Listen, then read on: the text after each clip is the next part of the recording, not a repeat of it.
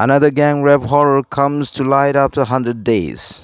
Another horrific case of rape and torture has come to light in ethnic violence hit Manipur after the survivor long living in a relief camp filed a detailed complaint with the police unfolding the crime that took place on May 3.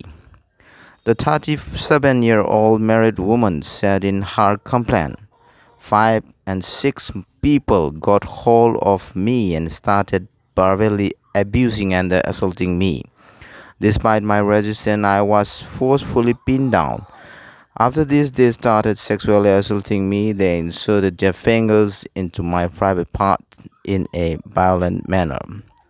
There was no help coming from nobody despite my cries for help. Thereafter, some more men joined them. At that time, I lost consciousness. Up later, when I regained my sense, I found myself in a house surrounded by some Meitei people."